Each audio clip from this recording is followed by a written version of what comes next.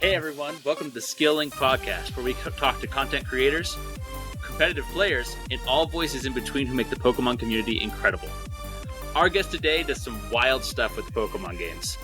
It's going to blow your mind to see what he can do with the RNG. He's gotten some of the coolest shinies through it. It's our friend, Papa Jefe.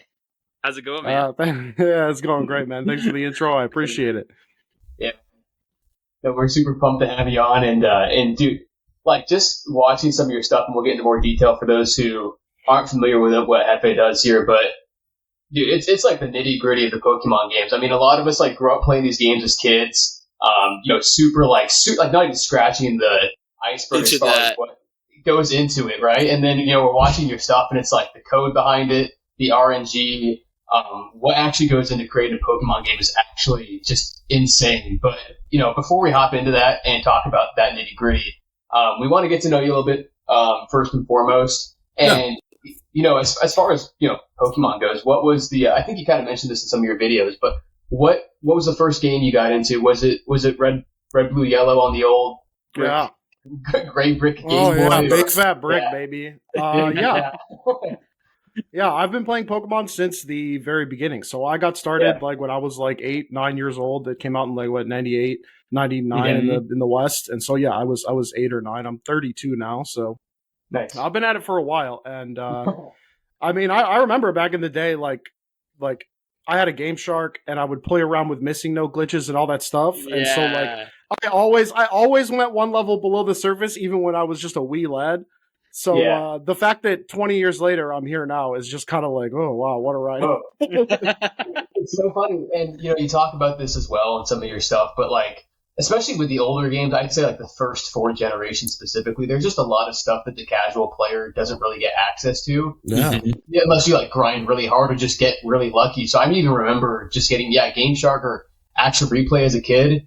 And I'd be like, I'm the kid at school that has 999 Master Balls in my bag, Oh, yeah, that's a classic. It's like, I got these legit. Obviously, I didn't know, but it's it's funny though. So yeah, I remember when I was maybe in like, I want to say middle school. This would have been like 2003, like 3 or 4. Like Emerald came out, and I didn't have it, and I had Ruby and Sapphire at the time, and I was like, I don't really need to get it. And then I found out that there was a Mew encounter in the game, and I had the Game Shark, and I was like, oh. And so I remember I bothered this girl at school. It's like, yo, can I please borrow your Emerald? I'm just gonna unlock the Mew event. I'm gonna get him, and I'm gonna trade him over to it's all gonna be fine. Your save's gonna be cool. I just want to get Mew and trade it over to my Ruby. And I guess since then it's been a long road to here. Oh, I love that. I remember finding out about those events too, like in like just the crazy. I mean, and the thing is that they were never distributed over here, and so it's just like it's really cool to see like those moments from the first time on our end, especially when you weren't supposed to find them, when you weren't supposed to have it. It's like we've unlocked the secret, man. It's great. I love it.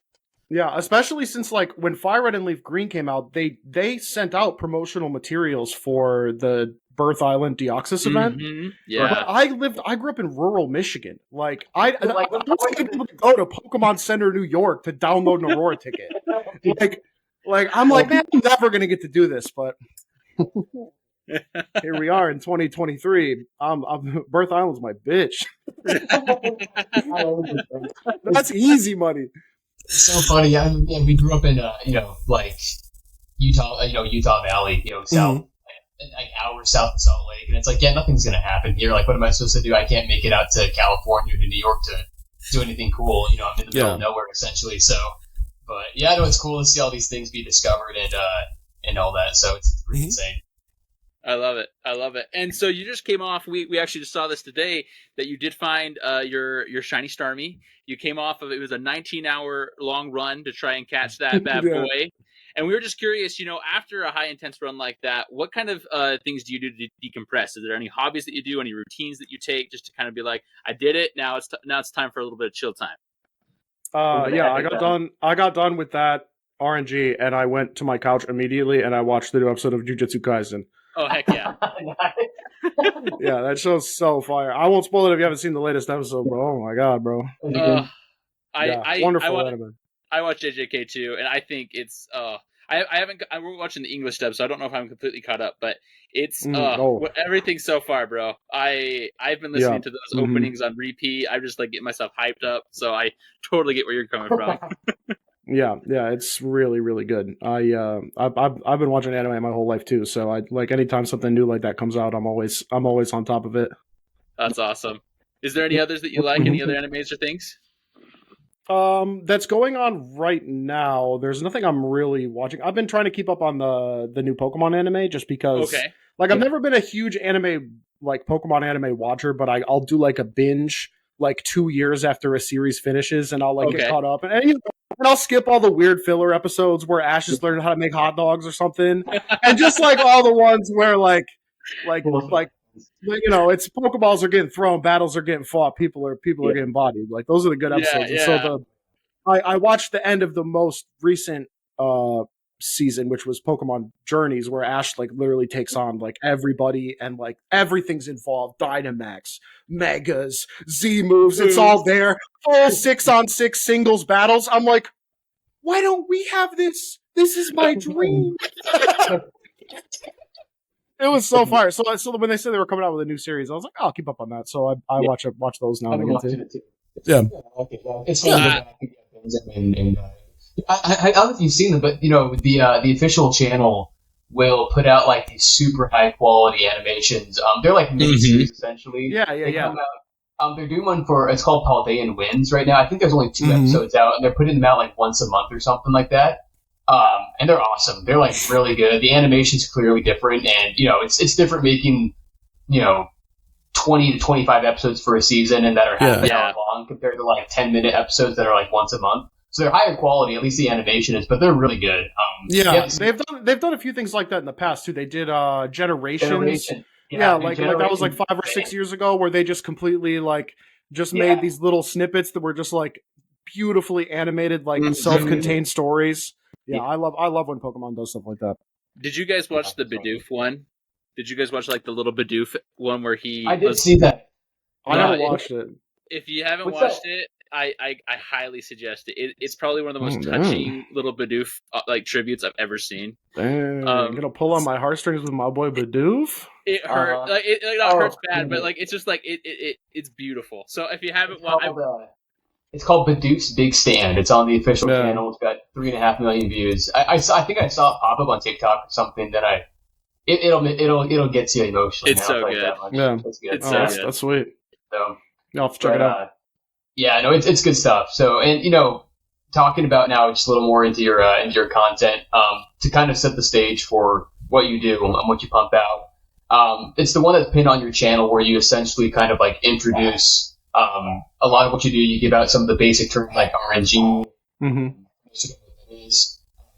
ACE. We'll talk about ACE a little bit more. Execution, a couple other things, but you break down the core mechanics of RNG manipulation. It's really cool how you explain it. And I know you mentioned where some people maybe look down on this process to obtain whether it's a shiny or a certain Pokemon or whatever it is. But you explain how, on the contrary, like you're still learning essentially a new skill, right? You're requiring hours of practice, resets, and it's really spawned this really cool community that you have passionate players who just simply love Pokemon and are diving into this really unique niche. So I guess just kind of introduce us into how you first dove into this. World, specifically what you do, and what was sort of your eureka moment when you were learning all this? Yeah, so surprisingly enough, this actually goes back 10 years. Ooh. The release of Pokemon X and Y. Pokemon X and Y were about to come out, and I had recently graduated from college, and I was living on my own. I was subletting an apartment with like some other guys, and I just saw that there was a new Pokemon game coming out. I bought a 3DS for it, and they announced that with Pokemon Bank, you're going to be able to send up old guys to the new games. And I was like, oh man, I still have all my old Pokemon games. And then I booted it up, and I looked around, and I was like, man, what do I want to do? And then I was like, what I've never really done is like gone hard on shinies. And so I got on the internet, and I did some Googling, and I came across RNG manipulation on the Smogon forums. And I was like, what is RNG manipulation? That's interesting. That seems way better than resetting my game 8,000 times at the hopes of getting a shiny with garbage stats. And so I went to YouTube and I searched for it, and I found this channel that hasn't uploaded a Pokemon video in a very long time. It's Zeldasmatic RNG. It's this girl that made some tutorials for how to do RNG breeding in like the Gen 5 games. Okay. And so I got right to it. I did some RNG breeding in Gen 5. I played my Sapphire version, and I RNG manipulated a shiny starter and did like a Nuzlocke in Sapphire, and that was the start of it. And then, you know, X and Y came out, and they didn't have RNG manipulation at the time. They do now, but it's still one of the hardest games to RNG. Interesting. And then I just kind of went legit from that point on, legit in quotes. I love that. I played XY, I played ORAS, and then COVID happened, and I was just like sitting at home, like, you know, and I worked an office job at the time, and I worked from home, and I just had a lot of random free time during the day, and I wound up picking up RNG manipulation again. And at the time, like, I had Gen 7 at my disposal, and I picked up Ultra Sun and Moon RNG manipulation from my friend I'm a Blissey. Yeah. And he had a bunch of tutorials on that. Oh, sorry, they had a bunch of tutorials on that. My bad. Pronouns. Gotta be on that. But yeah, so I watched their tutorials, and then over time we've actually just become friends because we both also liked Super Smash Brothers. Nice. And so we wound up playing, and we don't just play Super Smash Bros., but we both played Project M, which is the mod of Brawl that adds melee mechanics. Yeah. Oh yeah. And so we both like played that, and we both like went to tournaments for that game and played competitively. And it just from then on, it was like boom. And then like Blissey came here and visited me. I started making RNG videos. I went to Blissey's wedding. Blissey was here like a week ago. So that's awesome. Out of nowhere, I just found like this carbon copy clone of me that just lives in New York. And it's insane. But yeah, now Blissey and I are in a voice call every morning, like working on videos and scripts and whatever we're doing. So cool. Oh, that's so cool. I got to ask you real quick with Project M, who was your main? I just like for tournaments and stuff like that. Roy's our boy. Roy's our boy. Oh, I dig it. No, fun fact you might not know about me: I also rap and make music. Oh, and yeah, you can include this in the podcast notes or maybe play it or whatever. But there's a song called "Skilled Fox Slayer" that I made. There was like this brief time on the Smash subreddit where people were like making raps about Smash characters, and I was like, yo, Roy needs a rap. And so I was living with my friends in a house at a time, and we had like a whole like recording, and like I have a little mini keyboard over here that I still have from that, and I like made a beat using some samples from a Fire Emblem Game Boy Advance game, and then rapped over it. And I posted it on the Reddit, and it did really well. And it's not actually on my main channel. It's on some random channel that I had where I made like highlight videos for local tournaments, and I just like posted it on there. But skilled Fox Slayer. There are many. Like the number one Roy player in PM Lunchables like follows me on Twitter because of that song. That's so awesome. It's really funny. And that's actually not the only rap accomplishment I have. Shofu did the Pokemon Cypher contest, right? Okay. And the most recent round, I didn't do that well because the production value and the level of people that are applying to it are like much higher. But the first time that I entered, like he did a contest for it, I think it was like 2013 or 2014. I was like one of the people that made it to the second round for another like Pokemon rap that I did. And so yeah, like just randomly, and I don't even really do it that much anymore, and I don't even think I'm that good, but apparently like I'm good enough for some people to like it. So that's awesome. Oh man, I'm gonna look that up. That's amazing. Yeah, I'll send you Skilled Fox Slayer and Shofu stuff because it's a fun little. You can tag it, pop it into the video or something for a quick moment. Oh, that's awesome. Cool. No, I love hearing that. I'd say like the other side of my like my recommended page on YouTube is just miscellaneous Smash highlights. It's just just like sit down, I'll have like my dinner or something, and my wife will be like, "Yeah, we're not hanging out tonight." I'll be like, "All right, I'm gonna be in my computer watching YouTube." And some Smash highlights or something. Yeah, the Smash Pokemon crossover is real. It's a very serious pipeline. It's crazy. It's crazy. So. Oh, that's great. That's great. And so getting into a little bit more behind Ace, we're curious because like the code behind the Pokemon games it's insane, honestly, mind blowing stuff. And you talk about kind of how recently one of your most recent videos is kind of how Emerald. There's been some new discoveries of like further manipulation going on, and it's like 15 years in the making of these discoveries and things like that. So I'm just wondering, can you give us a little bit more of a tutorial on what ACE is, or arbitrary code execution, and what that takes, what that entails?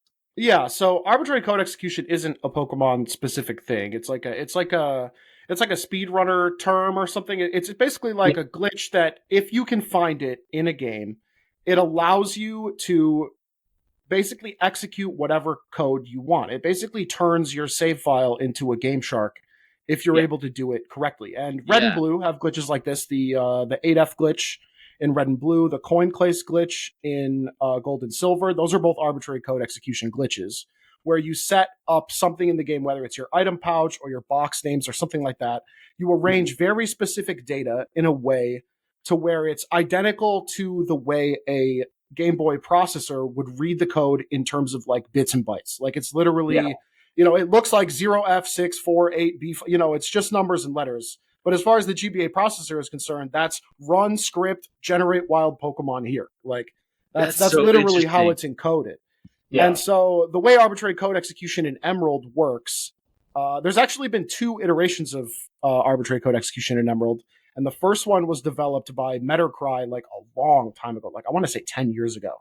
And that relied on the item bag. And it was really, really hard to do because you had to get glitched items into your bag to be able to do it. And getting glitched items was like its own crazy thing. So you had to like palm egg corrupt specific Pokemon with specific data. And after you corrupt their data, they'll have a glitched held item. And then you take off the glitched held item and then put it in your bag and then do some specific stuff.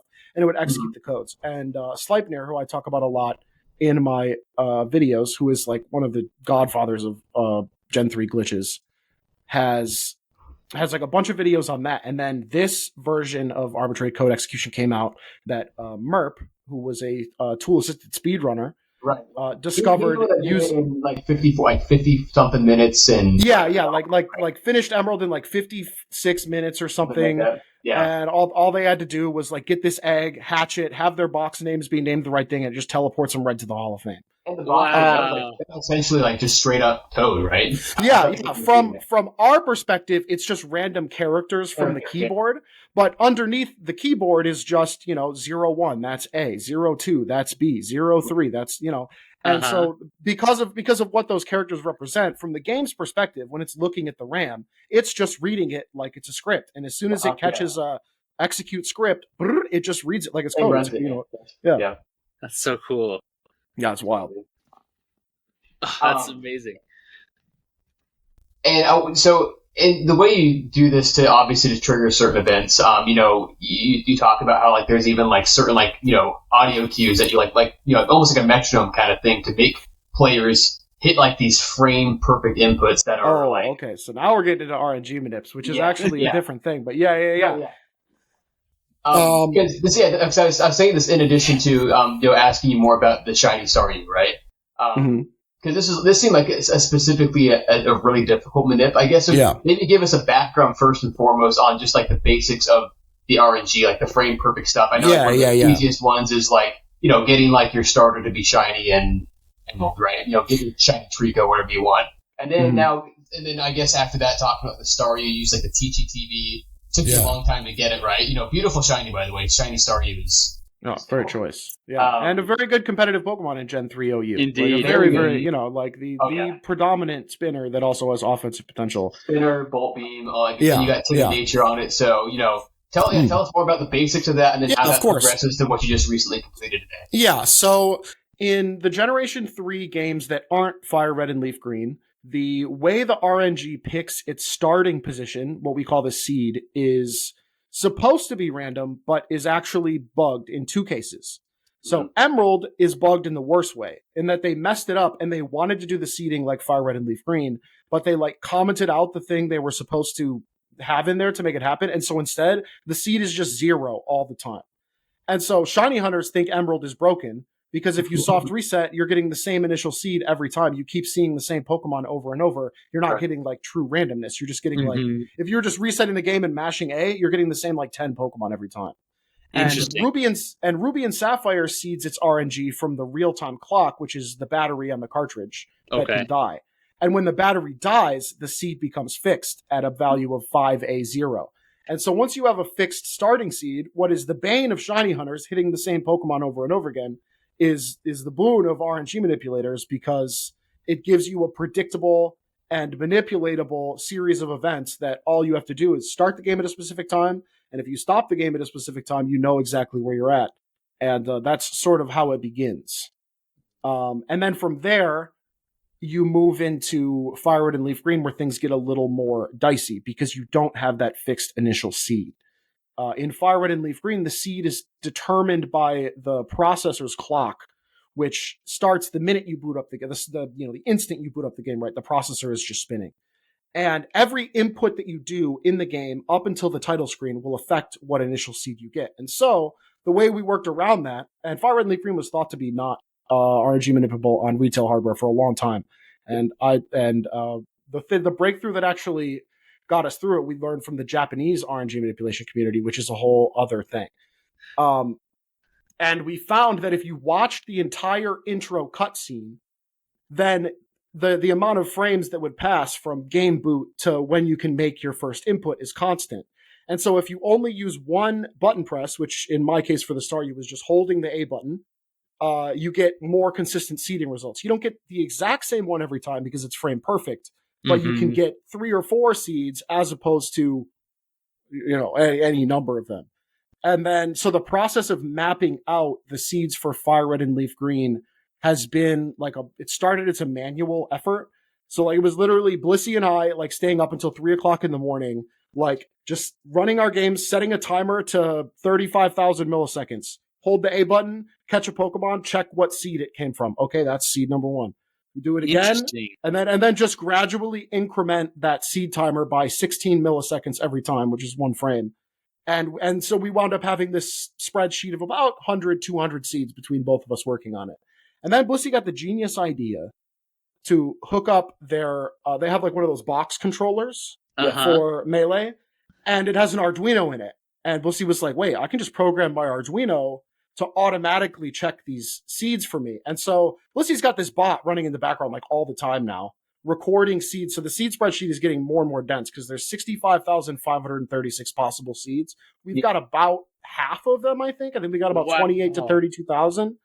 So there's a lot of seeds there. And so that means any of the 4.2 billion potential Pokemon that exist within Fire Red and Leaf Green are hittable within human timeframes if you know how to use the Teachy TV, which is the final piece of the puzzle.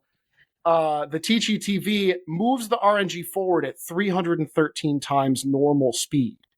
And so a frame that's 50,000 into the game would be 15 minutes or whatever. But if you have the Teachy TV, it becomes 30 seconds because you're going 313 times normal speed. But it adds another frame perfect input. So if you know anything about speedrunning, individual frame perfect inputs are run enders. It's oh man, I got this one thing, and runners they'll get 40 minutes into the run, and then they have one frame perfect trick, they blow it, runs over, they get it, everybody freaks out. Yeah. And so 3 consecutive frame perfect inputs in a row is a monumental challenge to hit. It's just that's so insanely accurate. And so it took me 19 hours to get that Staryu because it was 3 frame perfect inputs plus an annoying random fishing rod. Yes. Yeah. And then a whole dumpster of crabbies. Yeah. It's funny because right after I got the Staryu, I didn't make a video out of this or anything, but right after I got the Staryu, I just took my timer to the game corner where I didn't have to use the fishing rod, and I got a 5IV shiny Abra before I ended stream that day. So I actually got 2 Teachy TVs in 3 hours. It was pretty great. That's awesome. Yeah. How cool how it uses that. It's the one key item that you get at the beginning of the game, and then for any casual player, you never touch that thing. No way, you never touch that thing. And then here you are. You open it up, and it's do you know how to talk to an NPC? Do you know how to go to the mart? And it's no, but I do know how to move through the RNG at 313 times normal speed, and that's just by looking at you for a little bit. Yeah, I basically have the power of the Infinity Stones with this thing, but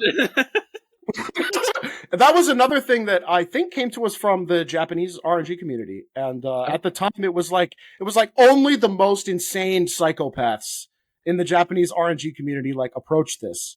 And then Blissey was like, "Well, I'm gonna do it," and did a Zapdos, and I was like, "Well, Blissey did it, I'm gonna do it." And then so I went for like a wild Cubone, and now a couple years later, like Atishi TV is like a Wednesday for me. That's so cool. That's so awesome. So, and I guess this is one clarification I want to make, because I hopped into one of your streams the other day actually, and I was watching you try and get this Staryu. I mean, and so was this that chart that you had, the seeds? Was that what I was seeing? Because there was like a chart that you had that was like showing, it was like squares and the Staryu was in the middle, but you were kind of going No. That's a custom Hefe invention. That's the bingo board. And so what basically, I was trying to find a way to visualize to people who have no idea what's going on, what's happening when I miss the shiny.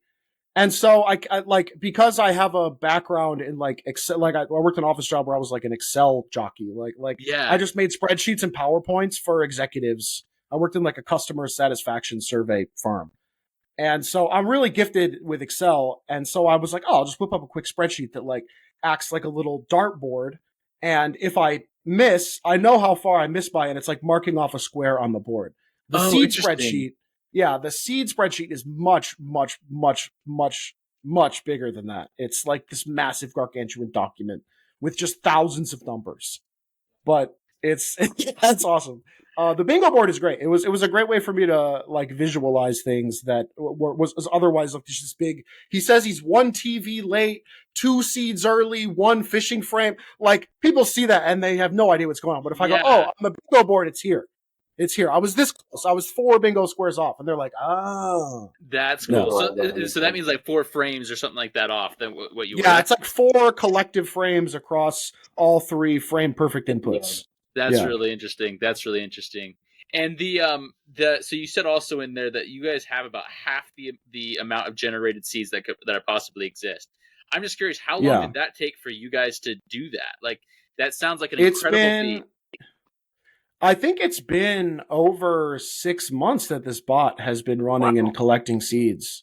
If I'm not mistaken, it might even be a little bit longer. I'd have to ask Blissey about that because that's sort of Blissey's brainchild. I was intimately involved in the manual collection of seeds, but once it became a bot, it was like, I have no place here anymore. This outperforms me by a factor of 1,000. I can't be resetting for seeds every minute of every day in hopes of doing this. So I just let the one bot run. That's so interesting. That's so cool. Yeah. It's so funny how how I guess so much haters will like view this entire process, right? Because I've seen people who are just like, you might as well just like apparently hacking the game is better than RNG manipulation, and some people it's really weird. It's like nobody likes us. It's like the people who just hack their competitive Pokemon are like, why are you putting this much effort into getting your competitive Pokemon? Just open up PK Hex, type in your IVs, hit save, and you're good. And then the shiny hunters are like, this is, you can get shinies in 5 minutes. This is the worst. No one should do this. That's cheating. Meanwhile, I'm over here like, no, I'm not cheating. I'm trying to get competitive Pokemon without hacking my game. Yeah. The fact that they're shiny is just because shinies look cool and like it's good on the thumbnail. I mean, I've done plenty of like regular shiny hunting myself, but like Blissey is funny because Blissey like doesn't care about shinies at all and only does it because people click easy shiny thumbnails. Yeah. It's really funny. Dude, all you gotta do is toss up a shiny on the thumbnail and people will flock to that for sure. But no, I asked that because it's so funny, like the philosophy behind it, where, I mean, in your kind of main pinned video on your channel, you explain, you're like, it's not the point, right? You're trying to, it really is an entirely new skill set. You're learning something completely different about the game. And it's just with, so I don't know, I've just seen comments and stuff here and there. It just makes me laugh because it's clearly in no universe did I imagine that I would be learning how assembly works, like how the very lowest level machine language code works, in order to like mess with my old Pokemon games that I got when I was 12. Yeah, it's so cool. It's like insane, and I know so much about like really low level programming stuff just for this. Yeah, it's really Pokemon, funny. Yeah. Mm-hmm. That's awesome. Super interesting. And so I guess one question I have too is, how do the speedrunners, like, I mean, because you're using a lot of like the like you mentioned Ace. RNG manipulation, things like that. Like, how do they feel about this? Do they care? Speedrunners love it. Yeah. So speedrunners, like basically all the Pokemon speedruns use some form of RNG manipulation for their runs before they even get out the door. I mean, like, I think there's like a Squirtle frame in red and blue that like everybody tries to go for. I forget who the starter in gold and silver is, but I think they always go for the same starter. Yeah. There's like a Mudkip in Gen 3. There's actually like in the Fire Red and Leaf Green speed runs, I've heard tales of like a God Squirtle. And it's like it's like a 4 IV rash Squirtle that's just like the GOAT. But no one's been able to find a like seed and frame combo that's like reasonable because when we do it, we wait for the whole intro sequence to play. But for speedrunners, that's not good enough. Yeah. So they'd be willing to make it like a triple frame perfect thing from the jump, just to be able to get that God Squirtle and steamroll the run with a little more certainty. But yeah, RNG manipulation and Ace and all that stuff is like very above board as far as speedrunning is concerned because they break everything into categories, right? They have any percent glitchless, they have any percent with glitches, they have 100% no glitches, and like they break it all into categories, and whatever category you do, you just use whatever's the optimal accepted strat for that category. That's so interesting. That's super cool. I love that. And you mentioned also in there, one of the things I thought was really interesting is kind of this collaboration and like knowledge sharing that's going on, with the Japanese RNG manipulation community and you and Blissey and things like that. I was just kind of curious, like, could you kind of expand a little bit more on that and like kind of what sharing is going on at all there? Or like, what are you guys, like, what new discoveries are coming from there that you know of? Recently, we haven't really had any big things come. Like the two big things to my knowledge that we've gained from interfacing with the Japanese community. There's like 3 people on Twitter that I follow and that Blissey follows. It's Larvesta, Sub 827, and Bonziri. And they're all like Japanese accounts. And Sub 827 and Bonziri are like geniuses. They're like Bonziri made an Ace code to build a hex editor menu into Emerald. I remember I saw this video where he like walks up to the cave where like Ditto is and he talks to the guy and it like pops up a little menu and he like moves and it's like 0x, 0f, 4a, b, blah, blah, blah. He hits A and Raikou spawns and then you hit translate on the tweet and he goes, perfectly legitimate Coliseum Raikou spawned in Emerald. And I was like, whoa.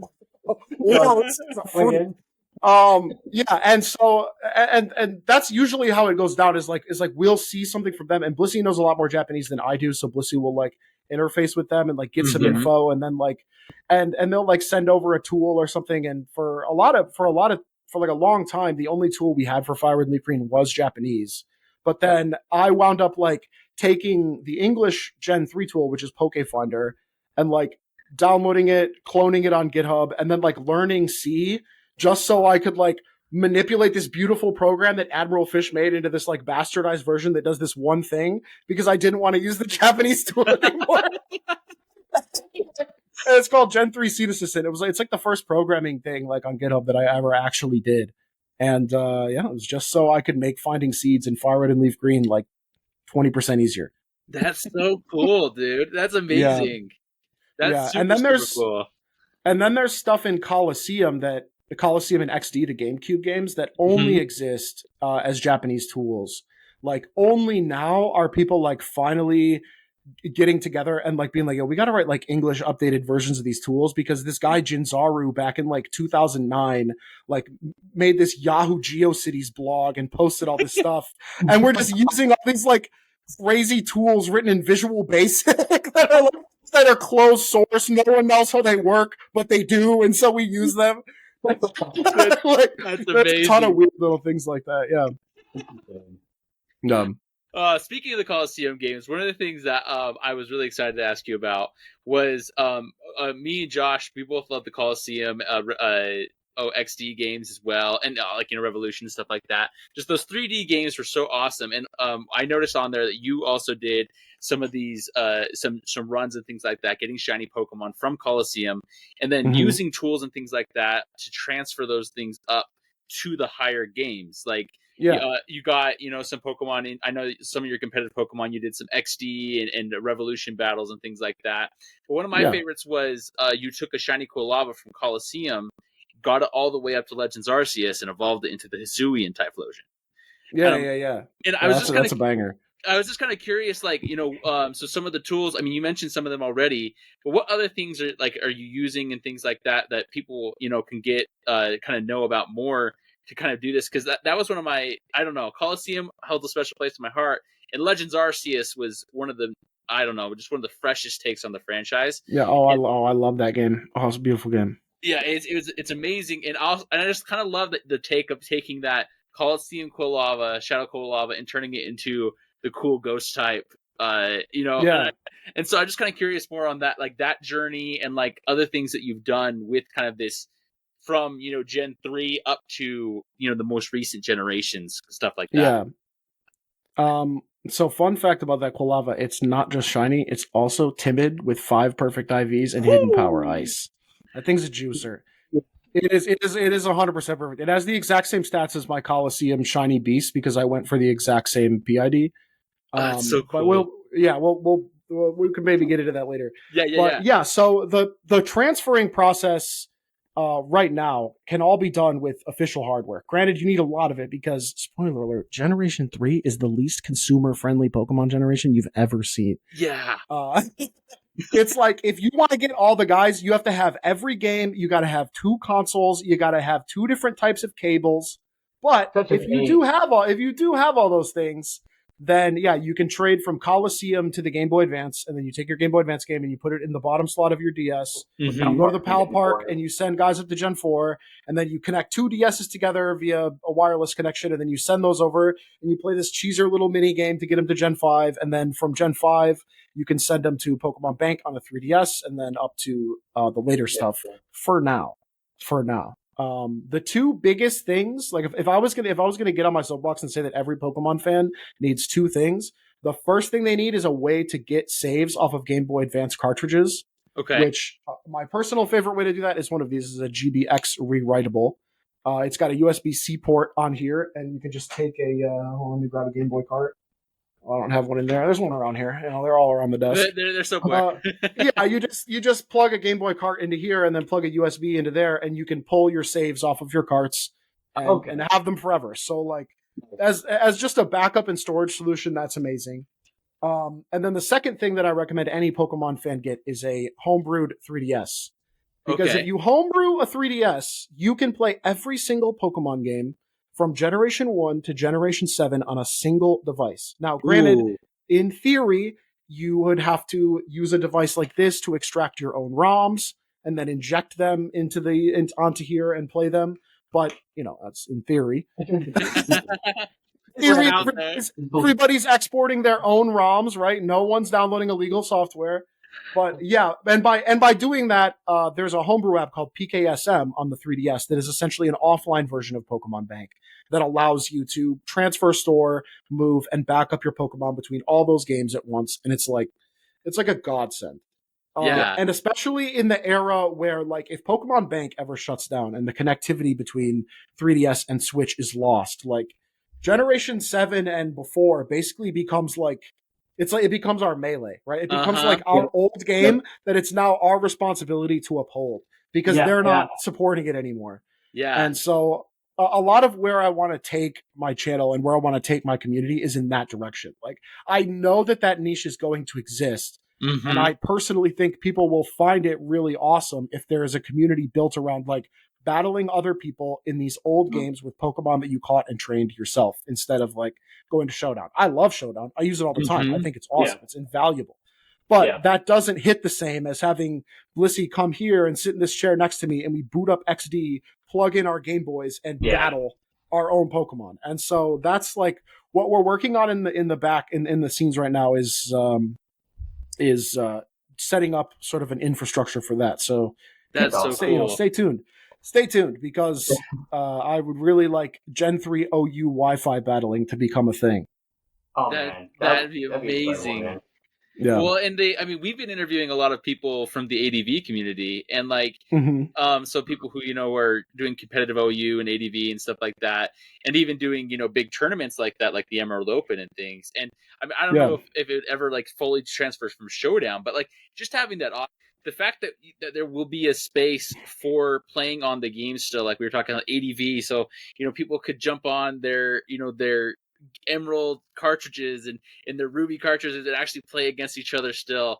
And even the fact that like I just think, like, for example, like people like you were saying, people if they ever want to go back and play Gen 7 against each other online, things of that nature, right? Like having that infrastructure, I think will be incredibly valuable and super special.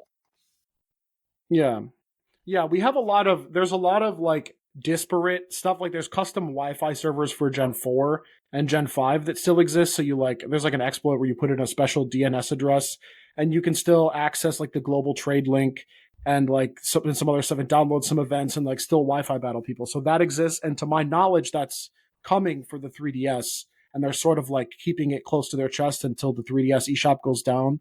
And they're sure that Nintendo's not going to drop any more surprise 3DS updates. But someday that will exist. And then Gen 3 is a little more difficult because, there's no online functionality in the GBA, and what exists of an online functionality in the GameCube is pretty stripped down. Yeah. But, but even still, like if you have a device like this, you can export your save, connect to your friend via an emulator, and then play, versus them on your computer. And then, it's effectively the same experience. Yeah. And it's still the guys you got on your cartridge. So unfortunately, that's probably what Gen 3 will look like. It won't be as cool as just like I pick up my GBA and like I'm battling, I can't make a Wi-Fi adapter for the GBA, at least to my knowledge, but that's what's so cool at Gen 4 is that, it introduced the Wi-Fi capabilities and was able to do that. I mean, because like you're saying, like with how not consumer friendly Gen 3 was, I just remember, being a kid and like, if you were that kid that had a link cable and then the connector for the GameCube and then like the actual attachment that goes on the bottom of the GameCube to stick everything in, it's like the Game Boy player, baby. All the hardware, man, that you had to have like the full experience. And then Gen 4 came along with the DS, and it was just so much easier to hey man, do you want to hop on a link battle? Or I even love the GTS that you go to Life City. Yeah, it's insanely bugged and insane now, but like as a concept, it's great. But now you go onto like the Gen 7, you go like the Gen 7 GTS, and it's like, here's a level 100 shiny Mewtwo. All I want is a Picky Peck. And then you trade them, and then your 3DS gets banned. It's just straight wrong, dude. It's insane. It's crazy stuff. I remember getting like some really cool, legit stuff on my old Diamond or Platinum cartridges. Like, it would make my entire week to like get like the legit thing that I actually wanted or needed for my decks or whatever. But now you can't do that without getting told by someone. I've still got a shiny Licky that I got in Pokemon Diamond. I still have my Pokemon Diamond save that goes back to like literally 2007. Like I have Pokemon and then I have Pokemon from my Game Boy Advance games that I transferred up to that Diamond save that I still have. So I have Pokemon that are like older than a lot of my viewers. Yeah. Significantly older than some of my viewers, which is like really funny. Well, and I also remember the cool feeling too of getting like a foreign, like a Japanese or like a Spanish Pokemon too. That also felt incredibly cool. Like to just get one from another country, and I was like, that's super cool, And the flex, and then you translate it to be something like super inappropriate. I have no idea. But no, that's cool. And I want to ask you one more thing before. So after this, we kind of have like a rapid fire section, and we'll just ask you some quick fire stuff, and then some shower thoughts, like miscellaneous Pokemon stuff. But you were kind of starting to tease this already as far as what you and Blissey are working on, and I wanted to ask you what you can kind of tease for us that you have coming around the corner. I mean, you've had some awesome growth. You were telling us about how you have this goal to get to 50K subs by the end of the year. What are you most excited for your channel? And what do you feel like's really worked for you over the last 12 to 18 months? Yeah, the interesting like balance that you have to strike from when you get started with a YouTube channel to where you want to grow is you sort of move from that educational tutorial space into that like I just want to tell interesting stories space. Yeah. And like trying to balance those two things, like my latest videos have really been like edutainment videos. Yeah, it's like yeah. I spend 30 minutes to explain something that like I could have done a tutorial on, but instead I go out of my way to like do this insanely complicated edit and spend 100 hours like making it insane and doing something insane where I like take an unknown from Fire Red and Leaf Green and turn it into an extreme speed box Zigzagoon.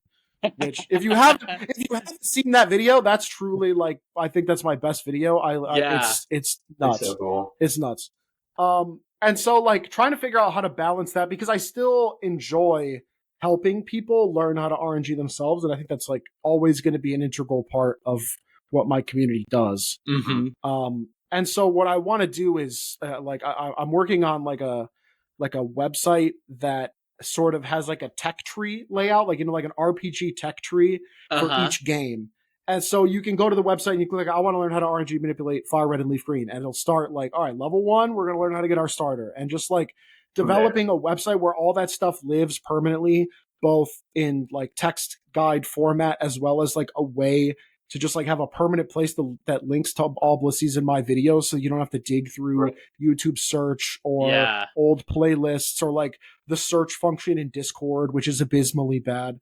So like developing a centralized place for the educational side of things to live is sort of part A. And then part B is breaking into the battling realm because I've always loved competitive Pokemon content. I started watching Pokemon YouTube content back when Hayden and Shofu were doing Wi-Fi. And I've had some back and forth with Hayden. Like Hayden knows who I am, comes to my chat sometimes, and like we've battled once, but like in the back of my mind, I'm like, oh man, when I get this Gen 3 Wi-Fi battling going, like you best believe I am calling Hayden up and doing a collab on that. That's so cool.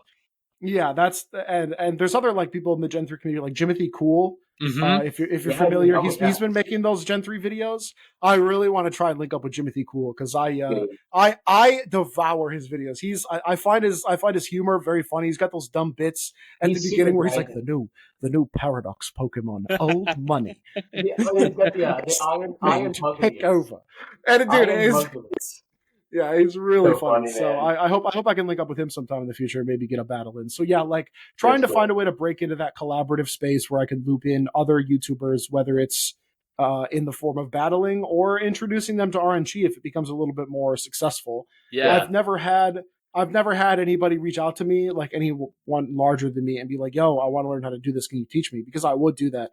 But as of yet, it has not happened. Mm-hmm. The only time I've interacted with a creator significantly larger than me was when Sword and Shield came out. You know how raid dens were like really, really, really broken, right? Yeah. Like raid dens, like within probably 2 months of Sword and Shield coming out, there were already like bots on Twitch like sharing shiny raids that they were just like hacking in, and then anybody could connect and get a shiny raid.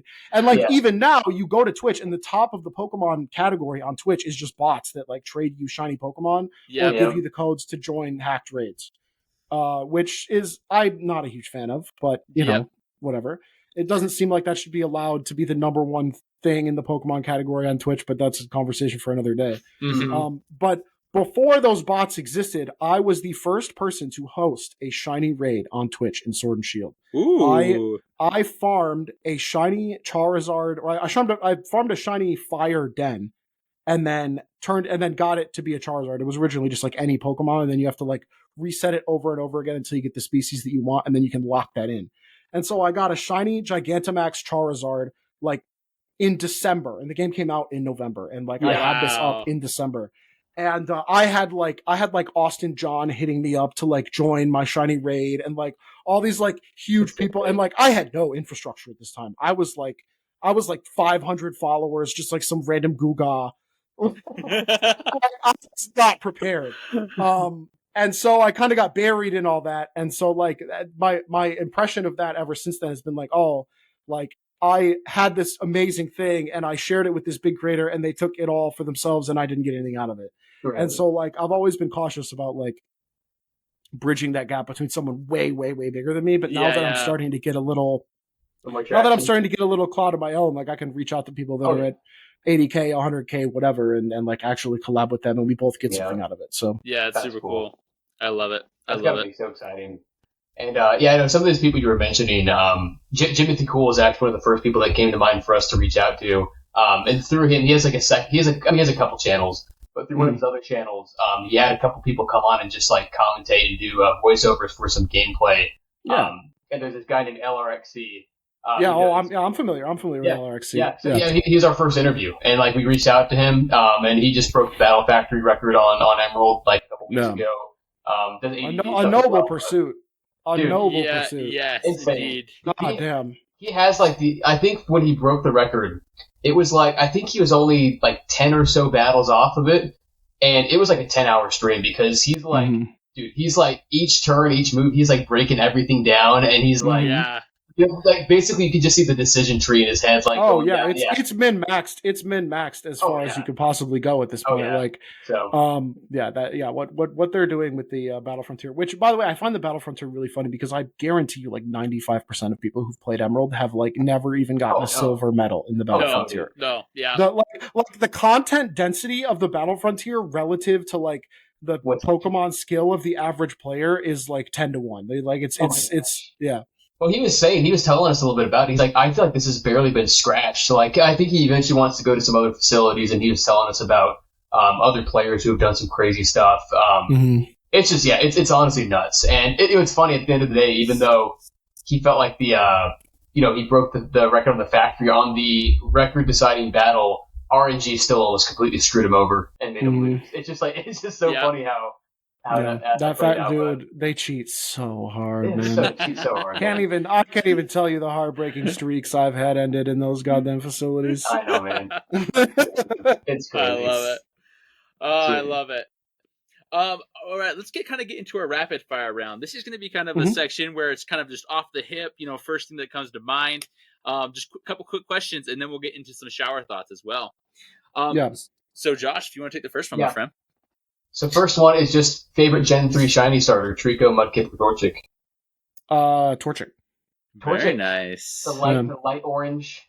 I'm a big Blaziken fan. Trico's was actually the first shiny I ever RNG'd. Okay. But I like Torchic's shiny more. I like the inverted orange and red. It looks really nice, Very cool.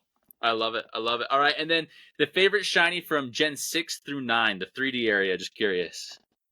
Favorite shiny Gen 6 through 9. Greninja comes to mind. Ooh, okay. Very, very partial to the all black Greninja. That's just just super gas. I really like some of the Ultra Beast shinies. Ooh, they're really weird. Like Buzzwoles is kind of weird. I like his. It's white and orange. Yeah. Naganadel. That's actually one of the first RNGs I did in Ultra Sun and Ultra Moon. Oh, okay. It's Poipole.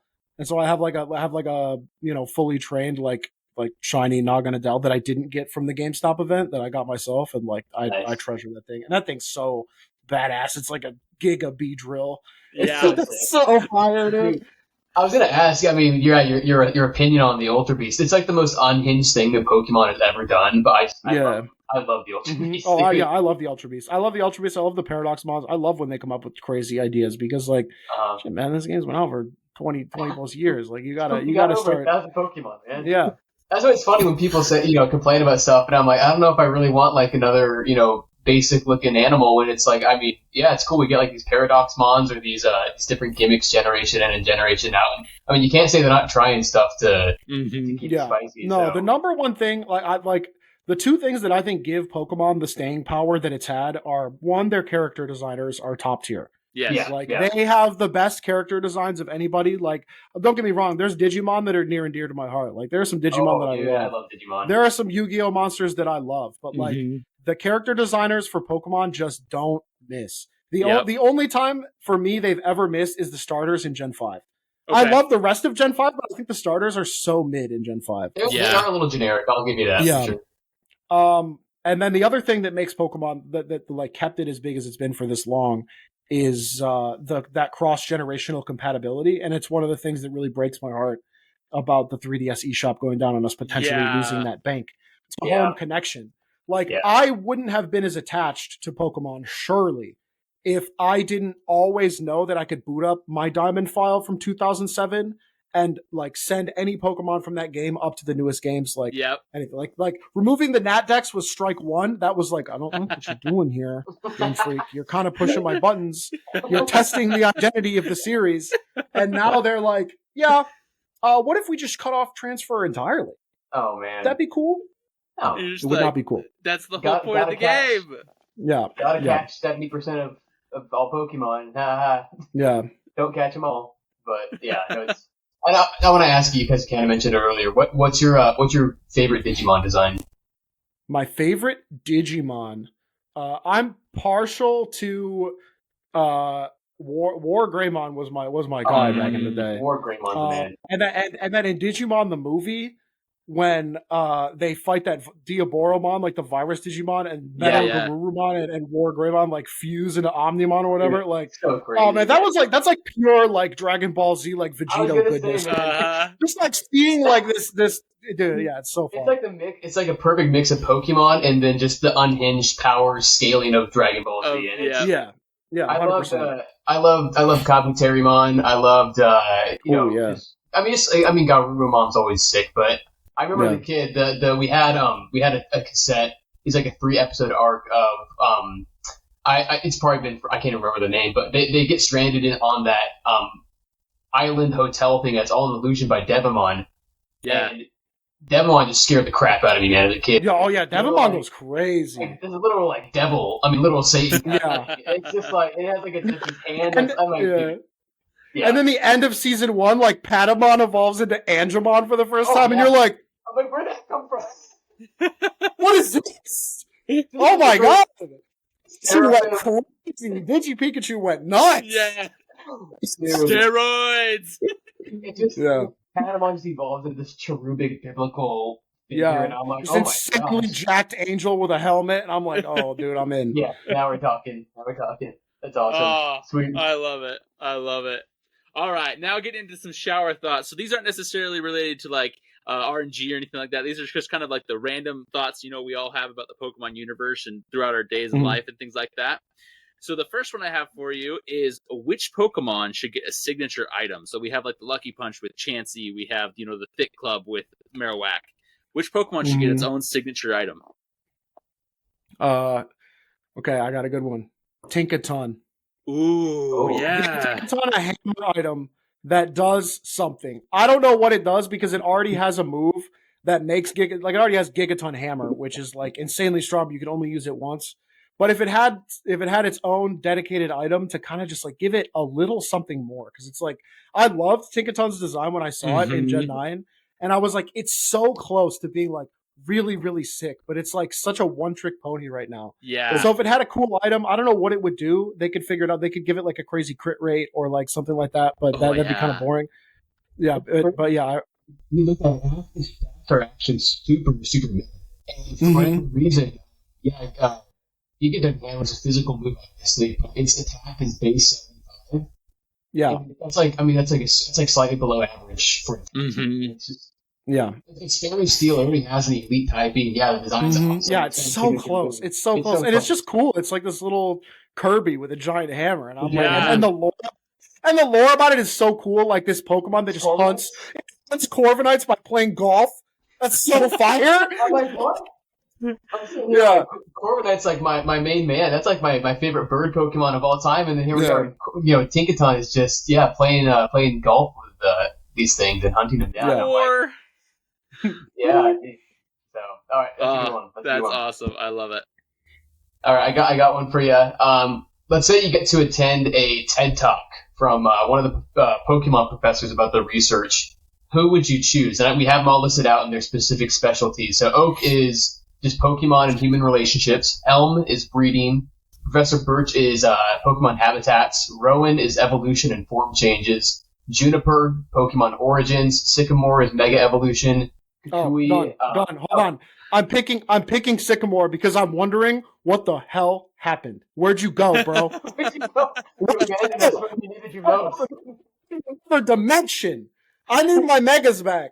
Yeah, I'm so sick because they took like, unique Pokemon away from us by getting rid of megas. Which like Exit is one thing where it's like these Pokemon are going to come back later, but like for now you don't have them. But with Megas, it was like, here's the base Pokemon, and here are these forms that are now like integral to like them being competitively viable. And it's not like Gigantamax where it's just a visual change and then like a slight difference. Or terrestrialization where it's like, oh, we put on a Kirby hat and now you're a different type. It's like this was a unique design. It was a unique typing. They got new abilities and they just like wiped them off the face of the earth. And it breaks my heart. So I'm coming to Sycamore's TED Talk to beat him up and be like, yo, where have you been? Advocate for your research, my man. Yes. We do a little casual draft league with some friends, and we'll allow like the gimmicks from like the last few generations. So like right now we're doing one in Gen 9, and you can Terra, you can bring Z Crystal, just have fun with it. Nat Deck's going. Deck's going, yeah. But by far the one thing that everyone brings every single time is just Mega Evolutions, because it's the easiest to use. It's simple.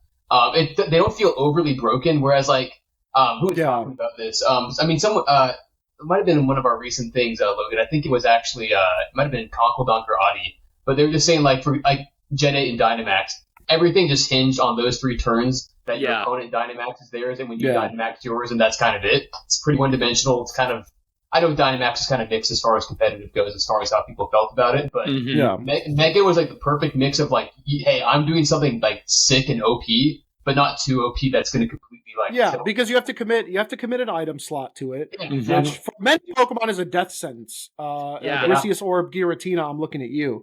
Any of those Pokemon that have to commit an item slot to something, like, you better be getting a lot out of it, because an item slot is like one of the most valuable things that a Pokemon can have. 100%. That's great. There's some good mons that got it, like Absol needed one, got it. Torpedo. No, I miss Mega Beedrill. Oh yeah, ability Beedrill was that dude is built like a missile, and he hits like one too, and I love it. That's just peak. This great design, and I like when they really lean into when they're building out Amon stats to really just lean into what it does well. Like I'm just looking at stats right now, like 40 defense, 65 HP. But it's like, all right, well, 150 attack and 145 speed. It's like, this is what it does. It does one thing, and it does it better than anything else. Bring it. And adaptability, it was so insane. I love Mega Beedrill, especially considering like how much power creep there has been. Like, it's hard to even justify not having Megas. Like Z moves and Dynamax, I understand. Like, those things are very region specific. They're very like they're very much a one-trick pony. It's like, you do the thing, it works, or it does nothing, and that's it. Whereas a mega can be used early, it can be used late. You could have 2 Megas on a team if you're insane. If you want to run the mix between doing either one of them. So like it just adds a lot. And I think in the new environment of Gen 9 where we have such insane power creep and we have things like Booster Energy Flutter Mane running around. Oh my god. I don't think Tough Claws Mega Charizard X is like that scary anymore. Well, and the lore behind it too was incredibly interesting. Like the Oras games, bringing in how like it was like a branched universe of why, like, and that's like where the X, like the Mega Evolutions existed in this branched universe. And it's like, I'm almost like, it'd be really interesting, like, to get more games like off this branch timeline, kind of going into the paradox idea, and you can give us Pokemon off that timeline. You can give us Pokemon off the Terra timeline. And it's just like, it'd be such an interesting lore category as well for the Don't ask me why BDSP doesn't happen in that category. Dude, because it doesn't make any sense why BDSP isn't in like the Mega timeline. 100%. Considering like, instead we only have the Kanto Megas on Switch in Let's Go of all games. Oh yeah, I know. That was certainly a questionable decision. Yeah, because the thing that made Oras so much of a unique remake was that it was Gen 6. It was a Gen 6 version of Gen 3. And BDSP, that just didn't happen, and now, Well, I have a really big soft spot for ORS. I think it's like the up there with all the, like, not just of the remakes, but like of all Pokemon games. I think it's underrated, especially because of the Dex Nav. Very underrated mechanic. Because it gave you a way to get hidden abilities and IVs during a normal gameplay, which, like, up to that point, like, they had mechanics for those things, but they were always end game stuff. It was like, you get the Poke Radar in the end game, and then Pokemon that you catch with the Poke Radar can have hidden abilities, elevated shiny rates, egg moves, perfect, But now with the dex nav, it was like you could be on Route 1. You'd be like, I'm going to get the baddest Pugina you've ever seen. Oh, I know, man. Sometimes Pokemon, they just get the good features, they get the good stuff, and then we don't get it. It's okay, though. Overall, though, man, we are so grateful that you were able to come on the show with us. We just want to give you a little bit of time to, if you have anything to plug, that'd be, awesome. Anything more you want to tease? And then any wisdom nuggets you want to give us? I mean, I think I got to say most of everything I wanted to say. I will leave people with one thing, and it's that the one thing that I want out of the Pokemon franchise is Pokemon Stadium 3. I love that. Take competitive battling, get it out of the story-based games, keep making games like Legends Arceus, and move competitive Pokemon to like its own place. And get rid of all this like weird, arbitrary, generational barrier nonsense. Just give us one persistent place. If you want to battle, go here. Otherwise, go play the story games. And like Legends Arceus was so good. Like, please give us more games like that. It was wonderful. I love Legends, and it's just such a smart idea, like to have like a almost official like Smogon battle simulator. Yeah, a battle simulator. It's all it has to be. It's an actual battle simulator made by. And then Monkey's Paw, they're gonna screw me, and they're gonna make that, and then it's gonna be like 20-minute timer, bring 6, pick 3 only, and I'm gonna like scream at the sky, dude. That's the other. If they could get rid of 60-minute timer or get rid of 20-minute timer in Wi-Fi battles, God, it drives me nuts. I've heard so many horror stories of people finding that WinCon, and then they just can't. It takes like 3 to 4 seconds to input a move and just you can't turn the animations off. Everything counts. Every minute counts. The longer the move animation is, using shinies in Wi-Fi battles is like a bonus because it burns more time. I never thought about that. Oh my gosh, so ridiculous. It's these little things with Pokemon. Sometimes we don't get it. We'll get there. But anyway, Papa Jefe, we just wanted to say thank you so much for joining us, coming on the show. It's been a blast. You were awesome. Thanks everyone for joining us. Remember to subscribe, follow Papa Jefe. And this is Logan, Josh, and Papa Jefe signing off. See you guys.